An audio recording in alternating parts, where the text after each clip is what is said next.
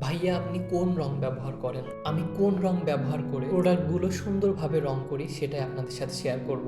আমি রং করার জন্য সবসময় মেরিজ ব্র্যান্ডের গোল্ডেন কালার ইউজ করি। এই ব্র্যান্ডের কালারগুলো সব থেকে ভালো।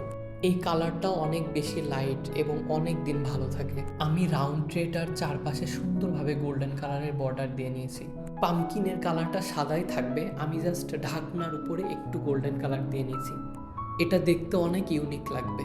আমি এখানে আপনাদেরকে একটা কম্বো সেট কালার করে দেখাবো। এখানে যে কৌটাটা দেখতে পাচ্ছেন রঙের, এটার ওয়েট 300 ml। এটার মার্কেট প্রাইস 590 থেকে 600 টাকা এর মধ্যে। এতটুকু একটা কালার, এর দাম 600 টাকা। কি অবাক তাই না? আমরা যারা আর্টের কাজ করি তারা হয়তো জেনে থাকবো প্রত্যেকবার কত টাকার প্রোডাক্ট আমাদের ডেলিভারি নেওয়া লাগে। আপনারা যারা আর্টের সাথে সম্পৃক্ত না তাদেরকে বললেও হয়তো বিশ্বাস করবেন না। অল্প কিছু র মেটেরিয়াল কিনতে গেলেই দেখা যায় 3000-4000 টাকা বিল চলে আসে। আমি সবসময় প্রেফার করি ভালো কালার এবং ভালো ভার্নিশগুলো ইউজ করার জন্য। কালার করা হয়ে গেলে আমি এখানে খুব ভালোভাবে সিলার ইউজ করে নিয়েছি। সিলার ভার্নিশ ইউজ করার পর এটা খুবই সুন্দর দেখায়।